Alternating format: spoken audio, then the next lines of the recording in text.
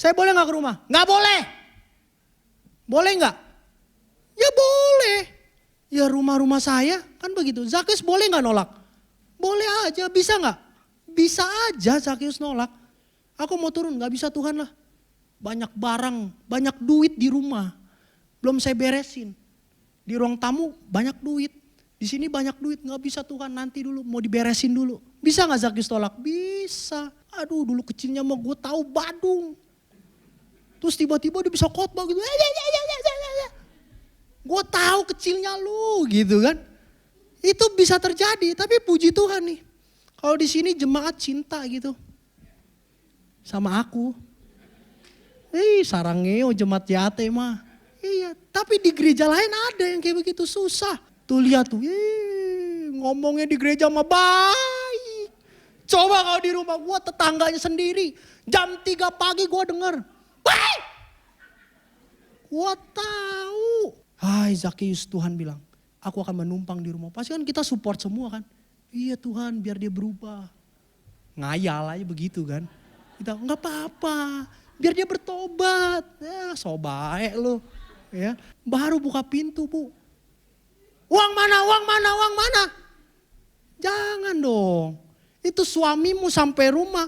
Baru taruh motor, mau naruh tas. Ditanyain uang, dia ambil lagi tasnya, naik motor dia. Bung. Balik lagi dia ke kantor. Jangan. Suami datang, capek ya pak. Gitu kan. Mau mam enggak? Gitu bu. Suamimu langsung mau. Ya kan? Salam dari mimbar tempat ini, shalom. Saya percaya di tahun yang baru kita juga punya semangat yang baru, amin. Amin. Puji Tuhan. Seperti tema kita di tahun 2026 saudara. Berbicara tentang sentuhan hadiratnya. Dan biarlah tema besar di tahun ini kita bisa sama-sama merasakan hadirat Tuhan. Karena saya percaya saat kita masuk dalam hadirat Tuhan, di sana ada mujizat.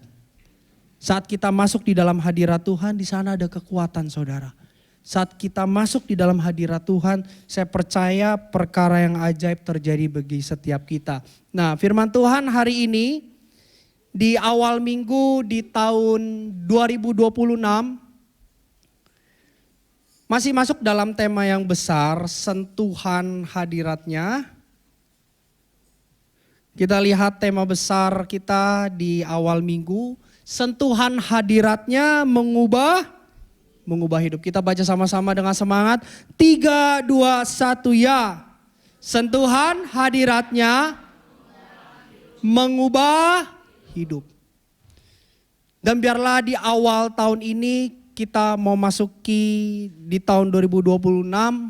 Kita mau untuk kita tinggalkan cara hidup kita yang lama. Kita mau tinggalkan apa yang sudah terjadi di tahun 2025. Mungkin hal yang buruk bisa jadi pembelajaran bagi setiap kita yang terus semangat, tetap semangat.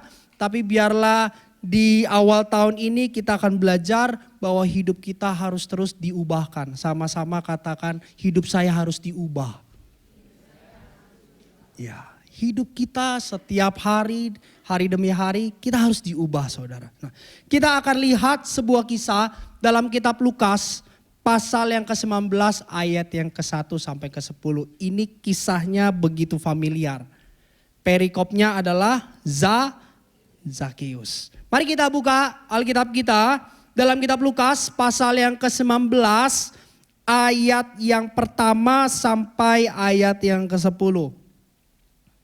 Lukas pasal yang ke-19 ayat yang pertama sampai yang ke-10 yang sudah mendapatkan katakan amin. Haleluya, semangat ya baca Alkitabnya cepat juga ya.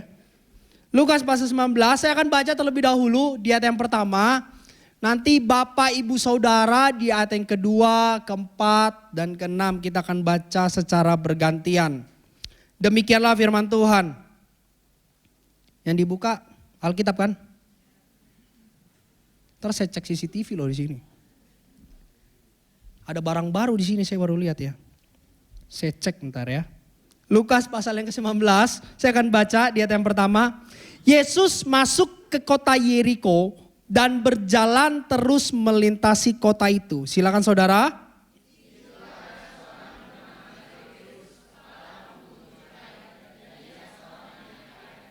Amin. Ayat yang ketiga, ia berusaha untuk melihat orang apakah Yesus itu. Tetapi ia tidak berhasil karena orang banyak sebab badannya pendek.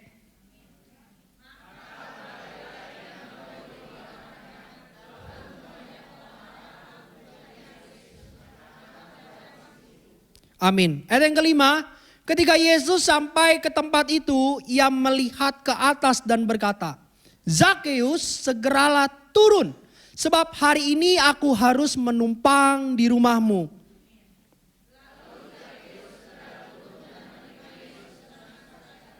Amin. Ayat yang ketujuh, tetapi semua orang yang melihat hal itu bersungut-sungut katanya, ia menumpang di rumah orang berdosa.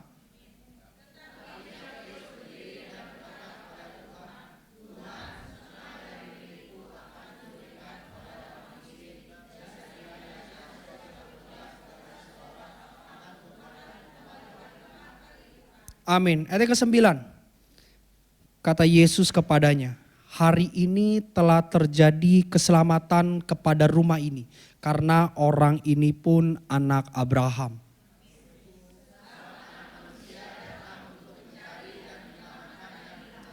Amin. Kita sudah baca dari ayat yang pertama sampai yang ke-10. Pertanyaannya gini saudara, siapakah Zakeus? Tadi kita udah baca, siapakah Zakeus? Kita lihat di ayat yang kedua di sini, siapakah itu Zakeus? Di situ ada seorang bernama Zakeus, kepala pemungut cukai. Jadi Zakeus ini jabatannya tinggi saudara. Seorang kepala, seorang pemimpin dari pemungut cukai. Pemungut cukai itu bisa diartikan pemungut pajak. Jadi ini kepala bea cukai. Nah, ini memang orang kaya di sini. Dan jelas ya, dan ia seorang yang kaya. Makanya kita harus rajin-rajin berpajak saudara. Supaya siapa yang kaya? Negeri. Siapa yang kaya? Apa? Negara kita sebenarnya biar kaya begitu kan. Nah tapi ini kisahnya beda. Ini kepala bea cukai namanya Zakeus, ia adalah seorang yang kaya. Nah di saat itu Zakeus ini memimpin kota Yeriko. Dia sebagai kepala dari kota Yeriko, jabatannya sebagai pemimpin dari bea cukai. Dan saya cari tahu kenapa Zakeus bisa kaya. Karena di saat zaman itu kota Yeriko itu adalah sebagai pintu gerbang untuk masuk ke Yerusalem. Jadi kalau dari timur mau kirim-kirim barang, mau masukin barang ke Yerusalem harus dari kota Yeriko. Makanya ini Zakeus kaya. Karena perdagangan di saat zaman itu mau masuk ke Yerusalem atau ke wilayah lainnya, mau ke Yudea harus dari kota Yeriko. Kalau kita gambarkan di Jakarta, contohnya itu kayak di Tanjung Priuk. Nah gitu kan, kita mau masuk keluar barang itu dari Tanjung Priuk. Nah di saat itu Zakeus itu pemimpin tuh di Tanjung Priuk, contohnya begitu. Dia kepalanya, dia punya hak untuk mengambil pajak, dia punya hak untuk menahan atau meneruskan barang itu. Nah, kemudian kita lihat mengapa Zakeus disebut orang berdosa. Saat Tuhan berkata, Zakeus segeralah turun, sebab aku harus menumpang di rumahmu. Terus kemudian orang-orang di situ bersungut-sungut, ia orang berdosa. Kenapa? Mengapa Zakeus disebut orang berdosa? Saya pelajari yang pertama. Di sini kita lihat yang pertama mengapa Zakeus disebut orang berdosa. Yang pertama dilihat bahwa Zakeus ini pengkhianat bangsa. Zakheus mengambil pajak untuk pemerintahan Romawi. Jadi dia ambil pajak dari hasil yang harus disetor kepada Romawi, itu kerjaannya si Zakheus. Makanya Zakheus dilihat nih kok orang Yahudi kok kerjanya sama orang Romawi. Makanya dianggap dia sebagai pengkhianat bangsa. Kemudian yang kedua, kita lihat di sini kenapa Zakheus disebut orang berdosa. Yang kedua adalah pemerasan. Mengambil dalam jumlah yang besar untuk memperkaya diri. Contohnya begini. Misalkan ini barang pajaknya 50. Tapi Zakheus bilang, kalau mau masukin barang ke dalam, bayar dulu pajaknya. 300. Contoh, ini contoh. Memang berapa banyaknya sih nggak ketahuan gitu loh. Tidak disebut, tapi kurang lebih gambarannya begitu. Zakheus saat itu punya hak. Dan memang di saat zaman itu tidak ditentukan. Yang punya hak untuk menentukan nilai besaran pajak itu adalah Zakheus. Makanya Zakheus dibenci karena dia suka memeras. Nah, kemudian selanjutnya yang kita lihat apa yang membuat Zakheus berubah. Ini yang paling penting. Apa yang membuat Zakheus berubah? Dari cinta uang, dari kejam, tapi bisa berubah. Apa yang menyebabkan, apa yang membuat Zakheus berubah? Dan kita pelajari di awal tahun ini di dalam kitab Lukas pasal yang ke-19 ayat yang ke-5 sampai ke-6, lihat di sini saudara. Ketika Yesus sampai ke tempat itu, ia melihat ke atas dan berkata, Zakheus segeralah turun sebab hari ini aku harus menumpang di rumahmu. Lalu Zakheus segera turun dan menerima Yesus dengan sukacita. Zakheus bisa gak nolak? Bisa aja. Lo rumah-rumah gua. Kan contoh misalkan ada, saya boleh gak ke rumah? Gak boleh. Boleh gak? Ya boleh. Ya rumah-rumah saya kan begitu. Zakheus boleh gak nolak? Boleh aja, bisa gak? Bisa aja Zakheus nolak. Aku mau turun, gak bisa Tuhan lah. Banyak barang, banyak duit di rumah. Belum saya beresin. Di ruang tamu banyak duit. Di sini banyak duit, gak bisa Tuhan nanti dulu mau diberesin dulu. Bisa gak Zakheus tolak? Bisa. Tapi kita lihat di sini, apa yang membuat Zakheus berubah? Dia yang ke-6, lalu Zakheus segera turun dan menerima Yesus dengan sukacita. Yang membuat hidup orang bisa berubah karena menerima Yesus. Sama-sama katakan menerima. Iya. Saat orang menerima Yesus, dia akan alami hidupnya dalam perubahan. Dan pernah gak Tuhan Yesus ditolak? Pernah. Di kitab Matius pasal yang ke-13, di sini saya akan jelaskan. Di dalam kitab Matius pasal yang ke-13 ayat yang ke-53 sampai 58. Ini sebuah kisah di mana Yesus pulang ke kampung halamannya, yaitu di Nazaret. Dan kemudian mereka sulit menerima Yesus. Seorang yang mereka lihat tumbuh besar di lingkungan mereka bisa menjadi Mesias. Jadi Yesus pulang kampung ke Nazaret, orang-orang pada lihat. Ih, itu bukannya anak tukang kayu. Bukannya ibunya Maria. Bukan saudara-saudaranya itu bareng-bareng sama kita.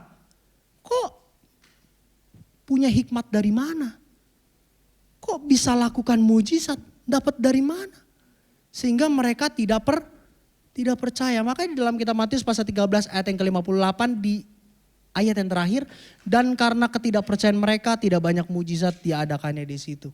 Dan kitab Lukas menceritakan kisah yang sama lebih ngeri lagi. Saking orang Nazaret menolak Yesus, Yesus sampai diseret, mau dibuang ke tebing. Yesus pada saat itu enggak buat salah. Cuma mereka tidak menerima aja. Tidak menerima seseorang yang kecilnya tahu mungkin ya. Kecilnya tahu, besarnya seperti apa. Tiba-tiba Tuhan itu. Itu bisa dimengerti. Saya pun bisa memahami gitu. Misalkan contoh gini. Di gereja ada seorang anak bertumbuh ya kan. Kecil lari-larian ya kan. Jemaat pada lihat. Pendeta pada lihat, tiba-tiba jadi pendeta tuh orang. Ada juga gereja susah loh terima, bisa juga. Aduh dulu kecilnya mah gue tahu Badung. Terus tiba-tiba dia bisa khotbah gitu. Gue tahu kecilnya lu gitu kan. Itu bisa terjadi, tapi puji Tuhan nih. Kalau di sini jemaat cinta gitu sama aku. Sarangeo jemaat Yate mah. Iya, tapi di gereja lain ada yang kayak begitu susah. Akhirnya jadi keributan dan sebagainya. Sama juga Yesus kayak gitu saat itu. Bisa dimengerti gitu ya. Dia tahu kecilnya, dia tahu siapa bapaknya, dia tahu siapa mamanya. Tiba-tiba kok ini orang hebat banget nih. Nah itu yang terjadi. Makanya sehingga saat orang menolak Yesus gak terjadi mujizat. Tidak alami perbuatan yang ajaib. Tapi melalui kisah ini kita belajar gini saudara. Bahwa menerima Yesus bukan sebatas nih, saya mau sampaikan gini. Menerima Yesus bukan sebatas sampai dibaptis. Saya mau bilang kalau dibaptis itu memang langkah awal. Itu langkah awal. Tapi setelah dibaptis, masihkah kita menerima Yesus? Masihkah kita tetap mengizinkan Yesus masuk dalam hidup kita? Itu pertanyaannya. Kalau dibaptis saya percaya mungkin semuanya. Tapi yang sampai hari ini masih menerima Yesus, mengizinkan Yesus masuk di dalam hidupnya, mengatur hidupnya, masih enggak. Makanya enggak heran gitu. Kalau orang sudah dibaptis tapi hidupnya enggak berubah. Karena tidak menerima Yesus.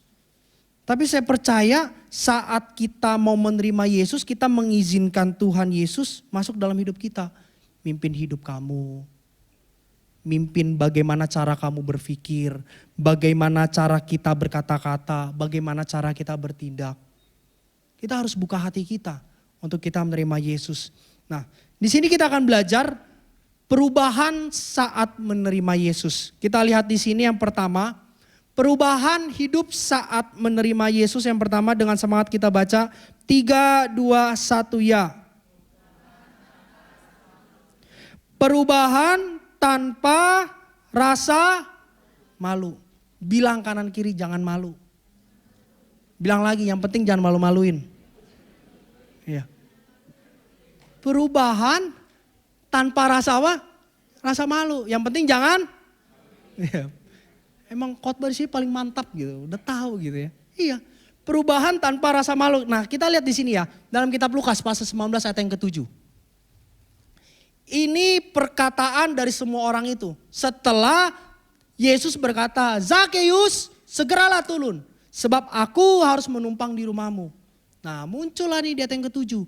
Tetapi semua orang yang melihat hal itu apa? Bersungut-sungut katanya. Ia menumpang di rumah orang berdosa. Bukan di dalam hati ngomongnya. Tapi langsung berkata. Coba kalau di posisi saat itu sedih gak Zakeus? Pasti.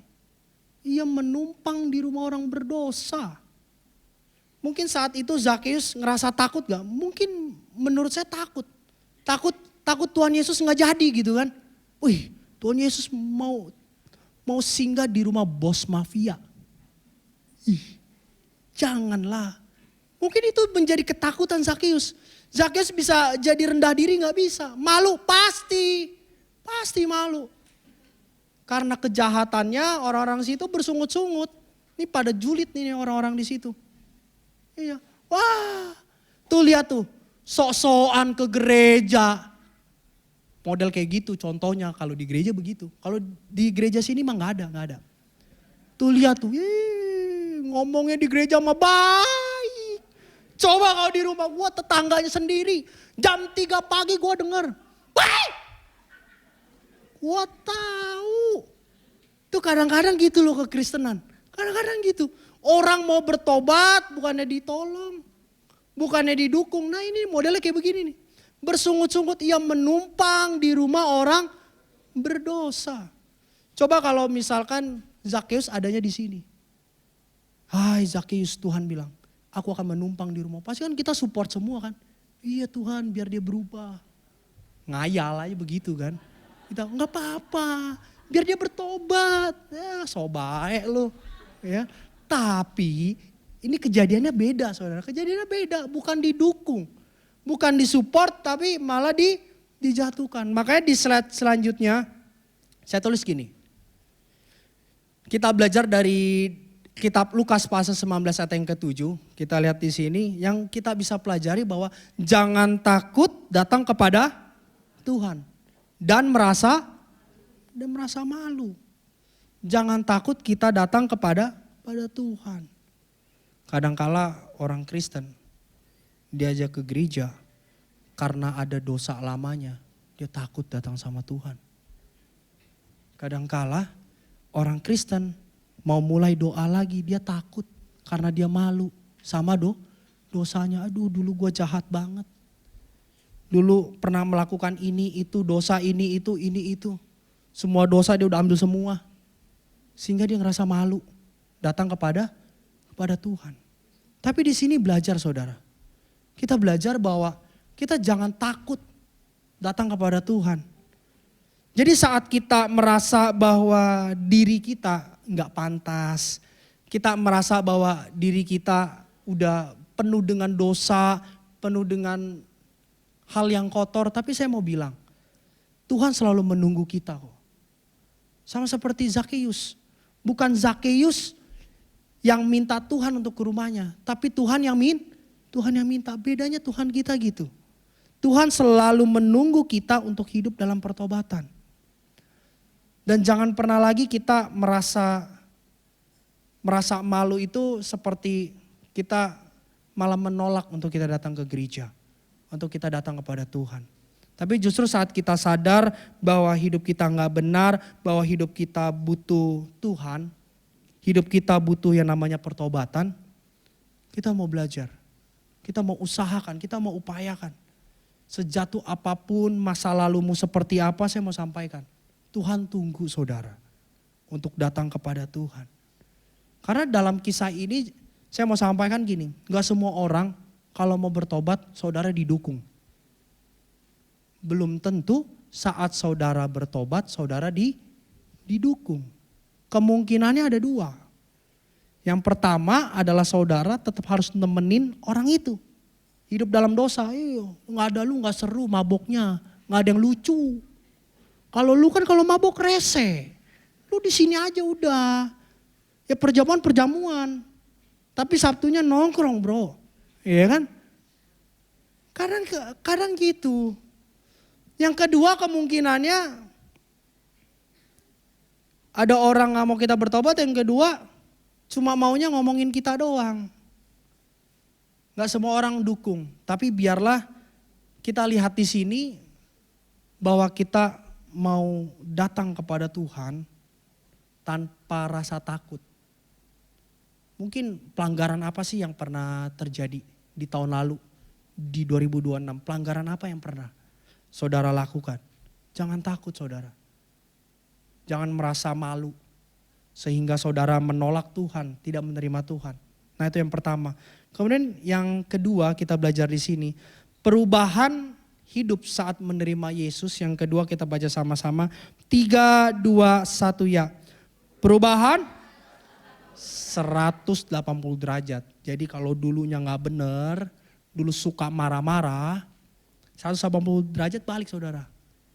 Kalau ketemu orang kalau dulu baru diinjak aja, baru diinjak. Gak diinjak baru matanya ngeliatin mata kita aja udah emosi. Tapi 180 derajat kita diinjak. Diinjak. Enggak apa-apa. Oh haleluya. Kalau dulu semua binatang keluar dari mulut. Kalau dulu.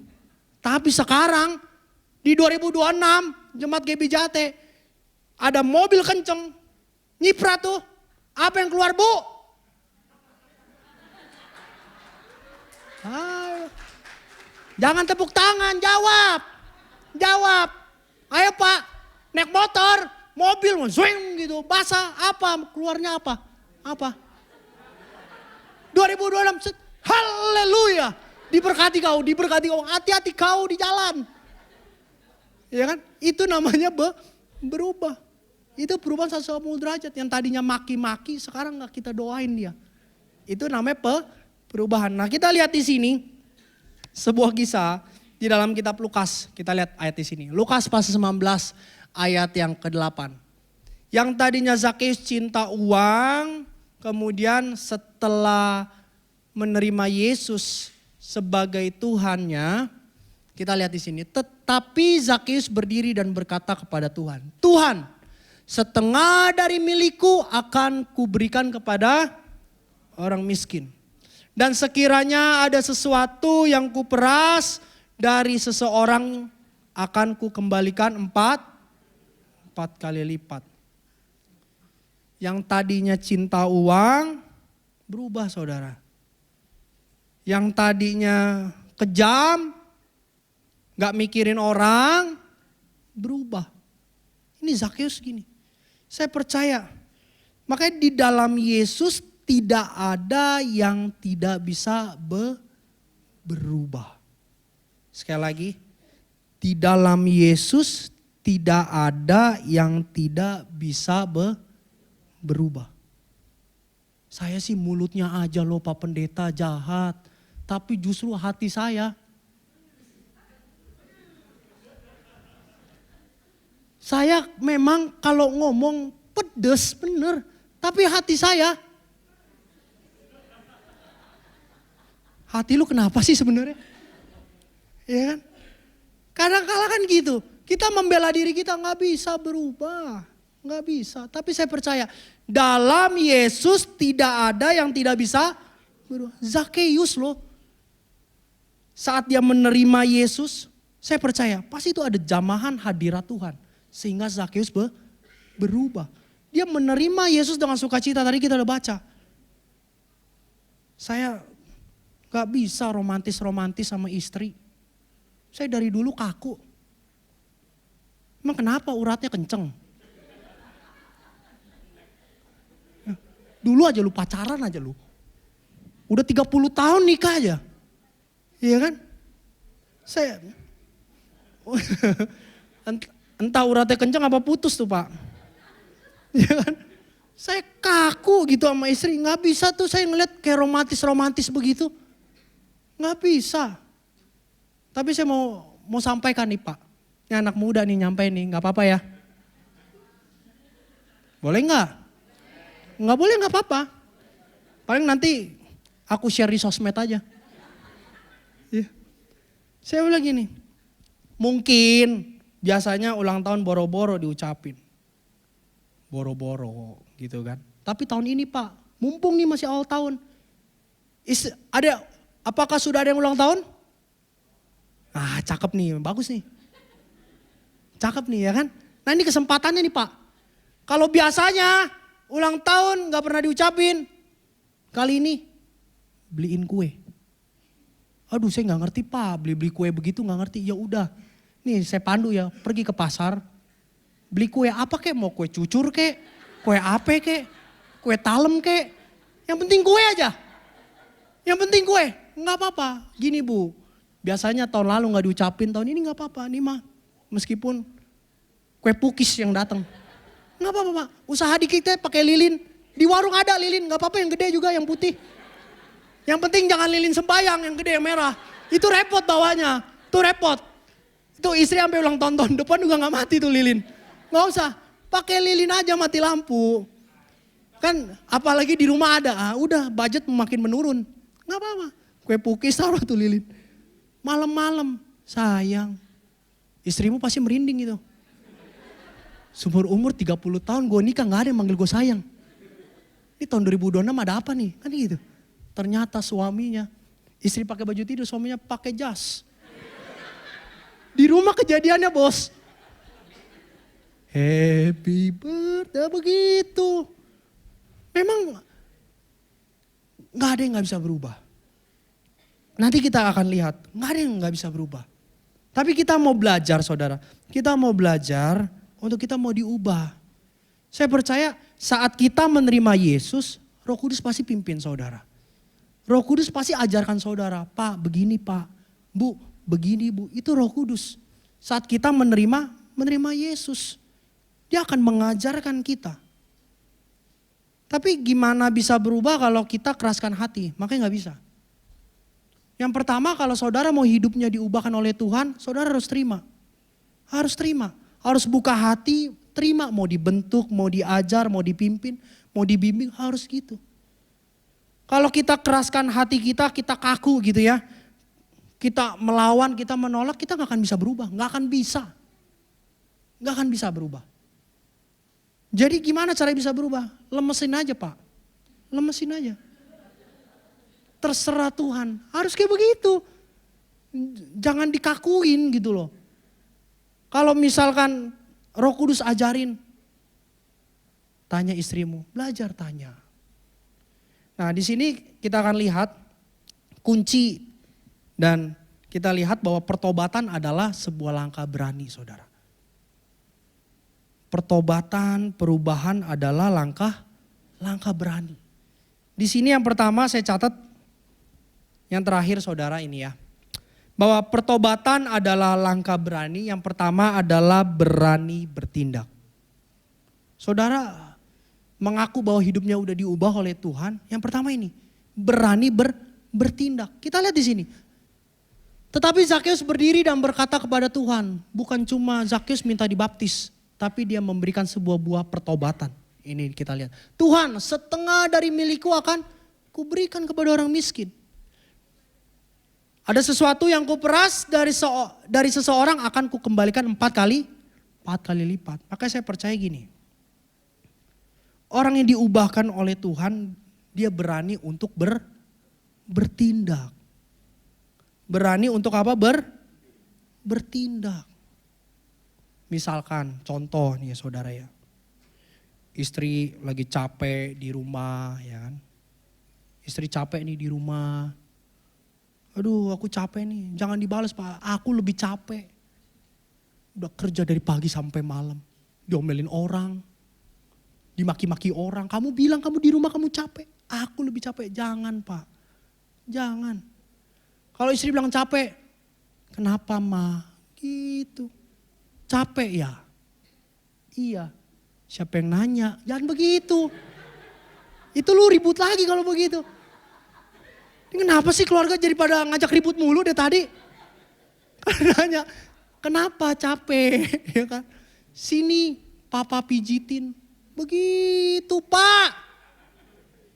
Istri capek ngurus rumah, nyuci, ngepel, masak. Istri bilang capek, pijitin Pak, pijitin. Awas nih ya, ini tahun baru nih. Istri capek diapain Pak? Tuh kan pada gak mau ngomong nih. Masalahnya susah Pak Pendeta, kalau saya udah ngomong pasti nanti ditagih. Ya kan lupa firman kan, Pendeta Charlie kan bilang kan. Gimana Pak, kalau istri capek, dipijitin, pijitin. Mana yang pegel sayang kayak gitu. Harus berani. Saya gak pernah 20 tahun menikah begitu. Nah makanya saya bilang, orang yang berubah di dalam Tuhan harus berani bertindak. Gak apa-apa pijitan yang gak enak juga Bu. Tahan aja dikit. Tahan aja. Ya kan? Itu pasti Roh Kudus akan mengajarkan demikian. Misalkan suami pulang kerja. Jangan suami baru buka pintu ditanyain duit Bu. Baru buka pintu Bu. Uang mana? Jangan dong.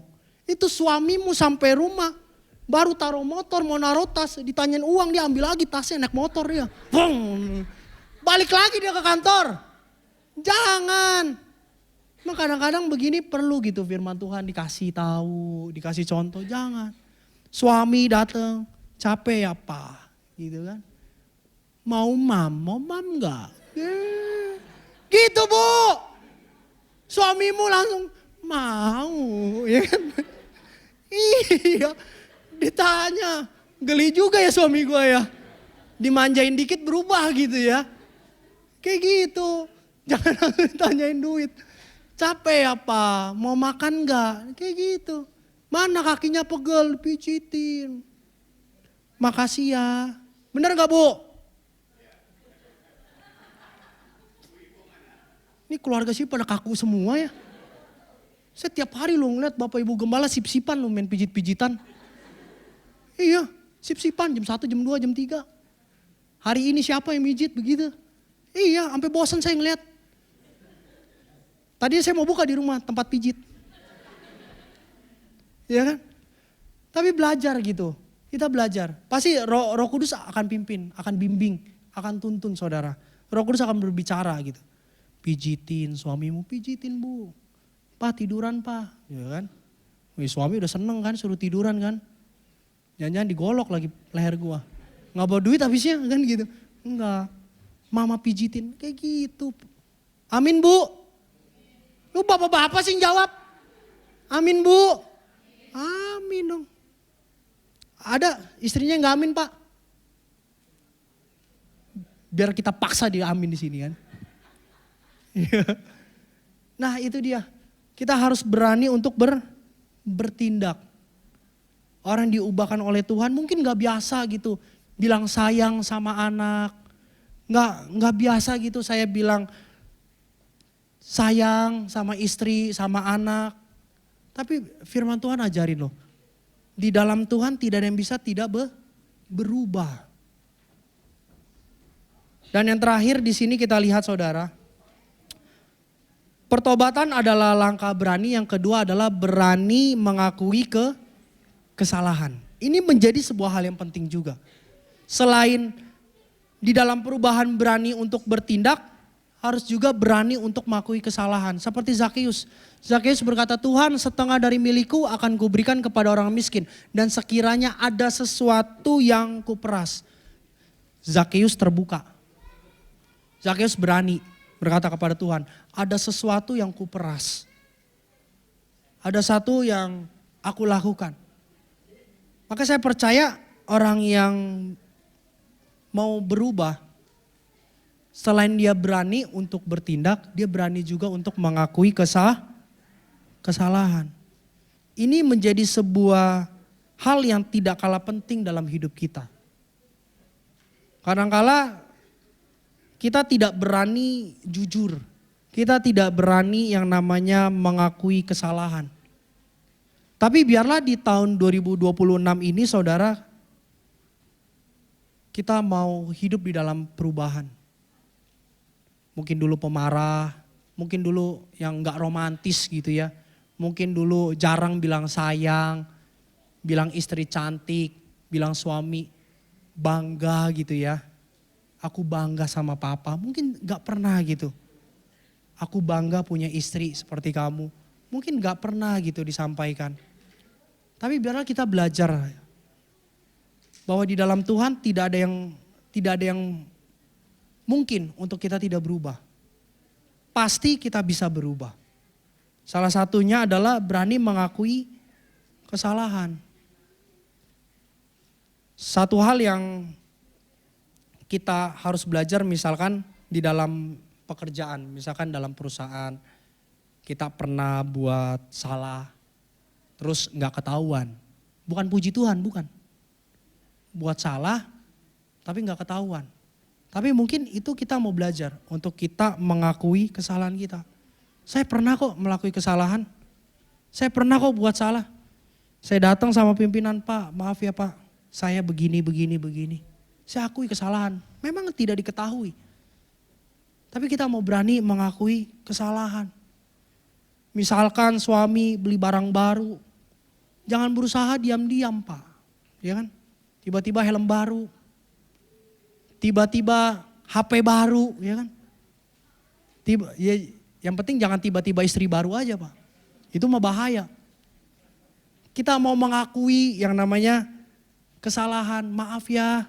Tadi aku marah sampai banting barang. Harus akui Pak. Meskipun kepala keluarga ya. Laki-laki memang kadang-kadang gengsinya sih. Bener gak Bu? Enggak ya? Suami kita di sini baik-baik semua ya. Iya. Meskipun kepala keluarga jangan sungkan gitu. Kalau salah maaf ya Ma. Orang istri juga. Jangan keraskan hati karena ada statement wanita selalu benar gitu ya. Jangan keraskan hati juga, kalau salah ya salah gitu loh. Maaf ya Pak, Uang bulanan habis, akui aja. Padahal baru dikasih 3 hari. Tapi akuin yang namanya kesalahan. Kemudian kesimpulannya yang terakhir gini saudara. Kesimpulan firman Tuhan pada minggu yang pertama gini. Tahun baru bukan hanya tambah apa? Sekali lagi nih. Tahun baru bukan hanya tambah tua. Tapi harus tambah benar. Bilang kanan kiri harus tambah benar. Iya. Hidup tua itu udah pasti saudara, udah pasti. Udah pasti. Tapi satu hal yang harus kita ingat bahwa hidup kita juga harus tambah benar saudara. Dulu suka buat curang, sekarang jujur. Dulu suka marah-marah sama istri, tahun ini udah enggak. Dulu suka marah-marah sama suami ngomong dikit dibentak sama istri. Suami ngomong dikit dilawan sama istri, sekarang berubah. Makanya bukan hanya tambah tua. Dalam kekristenan harus tambah benar. Jangan makin tua makin ngaco. Ya. Nah, kita lihat nih ya dalam kitab Korintus. Sebab itu kami tidak tawar hati, tetapi meskipun manusia lahiriah kami semakin merosot, ya kan? Makin lama kan kulit kita makin merosot. Betul? Ya itu lahiriah maksudnya. Ya cuma kalau Alkitab tulis kulit kita makin merosot kan lucu saudara. Manusia lahiriah kita makin merosot. Ya kan? Jidat kerut makin banyak, ya kan? Pipi makin turun, ya kan? Gigi makin hilang, ya kan? Nah itu maksudnya merosot begitu saudara. Longsor lah gitu ya. Namun manusia batinia. Nah manusia rohani kita, kerohanian kita yang dibaharui dari sehari ke sehari. Demikianlah firman Tuhan. Selamat hari Minggu, Tuhan Yesus memberkati setiap kita semua. Sama-sama kita tundukkan kepala, mari kita berdoa. Kami sungguh bersyukur dan berterima kasih di awal tahun ini kami boleh belajar melalui firman Tuhan untuk kami mengubah hidup kami. Mungkin masa lalu apa yang sudah kami jalani. Hal kelam, hal jahat, dosa apa yang terus merenggut. Tapi kami mau berdoa, kami mau menyerahkan hidup kami mau menerima Yesus untuk masuk dalam hidup kami. Untuk memimpin hidup kami. Bagaimana cara kami bertindak, bagaimana cara kami berpikir, bagaimana cara kami berkata-kata. Biarlah Tuhan sendiri yang menuntun langkah setiap kehidupan kami di tahun yang akan datang. Mungkin hal apa yang harus kita ubah, hal apa yang harus saya lakukan. Biarlah melalui Roh Kudus, melalui Tuhan Yesus, kami mau terima Engkau. Kami mau disentuh oleh hadirat Tuhan. Kami mau dijamah oleh Tuhan. Sehingga kami mengalami perubahan. Sama seperti Zakius. Seorang yang cinta Tuhan begitu kejam dibenci banyak orang. Tetapi saat mengalami sentuhan hadirat Tuhan. Saat menerima Yesus masuk dalam hidupnya. Ia tidak lagi cinta uang. Bahkan ia memberkati orang-orang miskin. Ia mengembalikan apa yang sudah ia peras. Tapi kami mau belajar di awal tahun ini, mungkin Roh Kudus sudah berkata kepada saudara, apa yang harus saudara ubah? Saya ajak Bapak Ibu Saudara untuk tidak mengeraskan hati. Saya ajak saudara untuk tidak menolak perkataan Roh Kudus. Saya mengajak saudara untuk tidak melawan kata Roh Kudus. Mungkin apa yang harus diubah? Apa yang harus saya lakukan? Tapi biarlah di awal tahun ini kami hidup menjadi seperti Kristus. Kami hidup semakin serupa, kami hidup penuh dengan kasih, kami hidup penuh dengan kesabaran, kami hidup penuh dengan pengampunan. Dan biarlah setiap dosa, hal pelanggaran di tahun yang lalu, kami mau buka di lembaran yang baru. Untuk kami mau ubah hidup kami. Mungkin dulu pemarah, sekarang tidak. Mungkin dulu hidup berbuat curang, sekarang tidak. Mungkin dulu seorang pemabuk, sekarang tidak. mungkin dulu terikat oleh judi online, seks bebas dan lain sebagainya, narkoba. Tapi di tahun ini kami mau buka lembaran baru. Kami mau undang Yesus untuk ubah hidup kami. Ajar kami untuk kami tidak malu. Ajar kami untuk kami berani untuk bertindak. Ajar kami untuk kami berani mengakui kesalahan apa yang sudah kami lakukan. Terima kasih Tuhan, dan biarlah firman Tuhan ini jadi pegangan hidup kami di awal tahun ini. Untuk hari demi hari, memang manusia lahiriah kami akan semakin merosot, tetapi manusia batiniah kami, kerohanian kami, iman kami dibaharui dari sehari demi hari. Terima kasih Tuhan buat firman Tuhan pada sore hari ini. Hanya dalam nama Tuhan Yesus Kristus kami sudah berdoa dan mengucap syukur. Sama-sama kita katakan amin. Selanjutnya saya serahkan kepada WL. Batu karang yang teguh, Kau tempatku berteduh, karena dosaku berat dan kuasanya mendesak. Oh, bersihkan diriku oleh darah lambungmu. Kalau aku berjerih dan menangis tak henti, apapun usahaku tak menghapus dosaku. Oleh kurbanmu Kau selamatkan diri. Kita reka pujian kembali.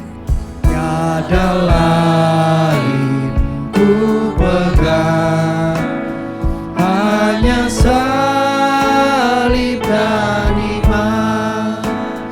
Dalam kehampaanku ku dambakan rahmat-Mu. Tuhanku, takkan hidup jiwaku. Katakan takkan hidup jiwaku. Sebelum kita akan makan dan minum, mari sama-sama kita tundukkan kepala kita, mari kita bersatu dalam doa. Kami bersyukur dan berterima kasih buat kebaikan Tuhan di satu tahun. Di tahun 2025 dari Januari hingga Desember banyak hal yang terjadi dalam hidup kami. Tapi kami lihat bahwa selalu ada Tuhan di sana. Kami lihat bahwa selalu ada pertolongan Tuhan di sana. Tapi biarlah di awal tahun kami tetap sama. Kami mau berjalan bersama dengan Tuhan. Biarlah melalui awal tahun kami makan dan minum perjamuan kudus ini. Apa yang menjadi doa, apa yang menjadi harapan, apa yang Tuhan taruh dalam hidup kami, biarlah terjadi di tahun 2026. Terima kasih Tuhan, dan biarlah Tuhan yang sucikan dan kuduskan perjamuan kudus ini. Biarlah perjamuan kudus ini menjadi kekuatan, semangat iman kami, mengubah hidup kami, menjadi berkat bagi kami. Terima kasih Tuhan. Inilah setiap doa dan ucapan syukur kami hanya dalam nama Tuhan Yesus. Kami sudah berdoa dan mengucap syukur, sama-sama kita katakan amin. Kemudian kita naikkan pujian, katakan salibnya, salibnya.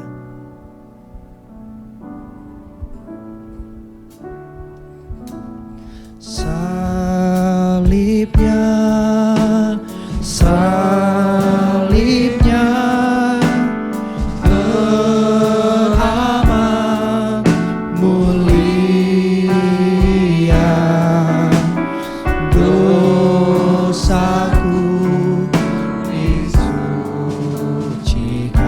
Oleh darah Yesus. Katakan salibnya, salibnya,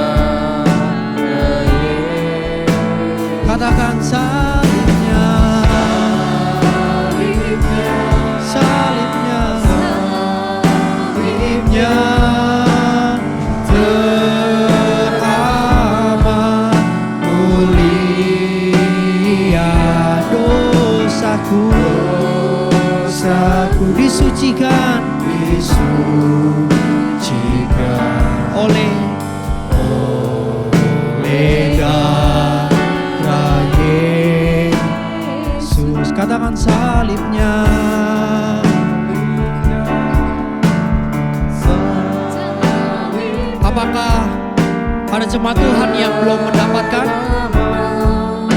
mendapatkan, bisa angkat tangannya. Yang sudah menerima perjamuan kudus, mari kita bangkit berdiri bersama.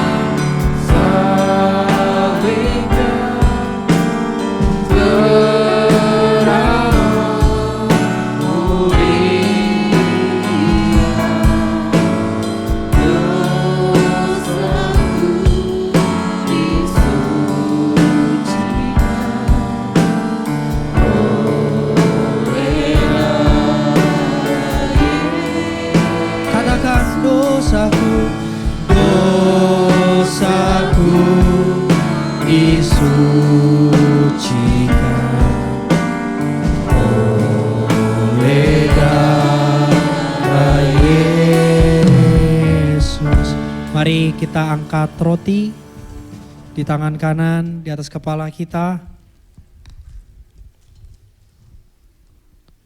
Demikianlah firman Tuhan, 1 Korintus pasal yang ke-11 ayat yang ke-23 sampai yang ke-24.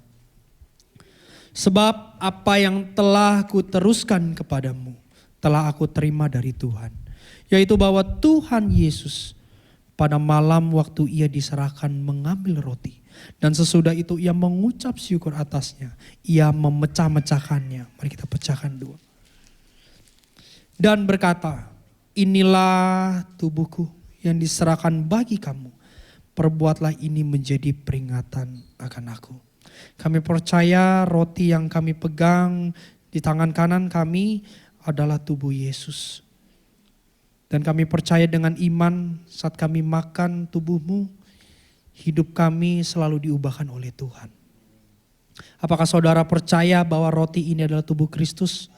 Apakah saudara percaya bahwa Tuhan Yesus adalah satu-satunya juru selamat? Mari kita makan dengan iman di dalam nama Tuhan Yesus Kristus.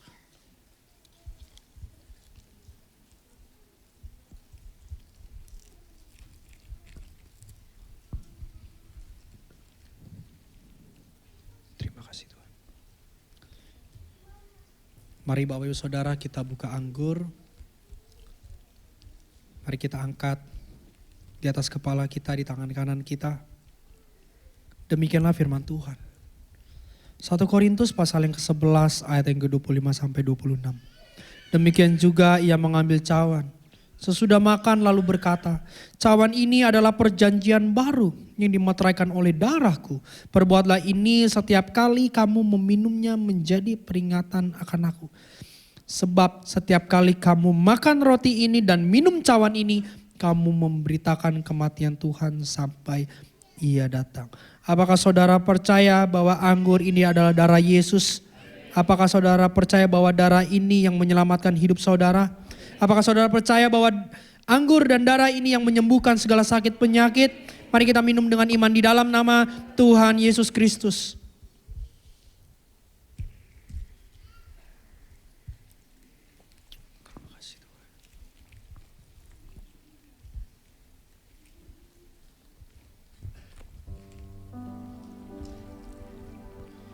Terima kasih Yesusku, terima kasih Yesusku. Puji syukur hanya bagi Tuhanku. Terima kasih Yesusku, terima kasih Yesusku. Puji syukur hanya bagi Tuhan. Oh, puji syukur syukur, puji syukur hanya bagi Tuhan. Lagi nyatakan puji syukur, puji syukur hanya bagi Tuhanku. Haleluya, haleluya. Terima kasih Bapa, terima kasih Yesus. Kami rasakan sentuhan hadirat-Mu Bapa. Kami akan terus rasakan Tuhan kehadiran-Mu dalam hidup kami Tuhan. Engkau ada menjadi pembela buat setiap kami Tuhan. Engkau ada dalam diri kami Tuhan. Memberkati kami, melindungi kami, membentengi kami Tuhan. Kami siap Bapa untuk melangkah di tahun yang baru bersama Engkau Tuhan. Terima kasih Tuhan, terima kasih Yesus. Setiap firman-Mu Tuhan menguatkan kami Tuhan. Kami tidak sendiri Tuhan. Ada Yesus yang mati di atas kayu salib. Dia yang akan menolong kami. Yesus yang mati di atas kayu salib. Dia yang akan memberkati kami. Engkau ada menolong kami Bapa. Kami tahu Tuhan, Engkau ada Tuhan. Engkau tidak akan lalai Tuhan. Janji-Mu adalah ya dan amin Bapa. Haleluya, haleluya. Terima kasih Yesus. Kami percaya Tuhan, kematian-Mu membawa damai, kematian-Mu membawa keselamatan buat kami Tuhan. Kami tidak sendiri Bapa. Engkau ada Tuhan, Engkau ada Yesus. Terima kasih Yesus, kami siap Bapa menyambut tahun baru ini Tuhan. Engkau menjadi kuasa Tuhan, berkuasa atas hidup kami. Memberkati kami Bapa. Tuhan, terima kasih Yesus, sucikan kuduskan kami Tuhan. Semua anak-anak-Mu yang terlibat pelayanan pada hari ini Tuhan, di dalam nama Tuhan Yesus Kristus, Engkau tahu mereka Tuhan. Mereka sudah berlelah Tuhan. Engkau tahu Tuhan pengorbanan mereka, kami percaya Tuhan. Kasih-Mu yang tak terbatas itu, yang ada yang akan memberkati kami semua Tuhan. Terima kasih, terima kasih. Terima kasih Yesus. Terima kasih Tuhan. Engkau baik adanya Tuhan. Kasih-Mu tak akan berkesudahan Tuhan. Terima kasih Yesus. Terima kasih Yesus, kami sudah makan tubuh dan darah-Mu Tuhan. Kami tahu Tuhan, tubuh dan darah-Mu Tuhan membawa kemenangan demi kemenangan buat kami Tuhan. Haleluya, terima kasih Yesus. Inilah doa kami Tuhan. Kami alaskan doa kami ini hanya dalam satu nama. Nama yang ajaib, nama yang perkasa, nama yang luar biasa. Terima kasih Yesus. Inilah doa kami Tuhan. Haleluya. Yang percaya mari kita bersama-sama katakan amin. Silahkan duduk. Tuhan Yesus memberkati.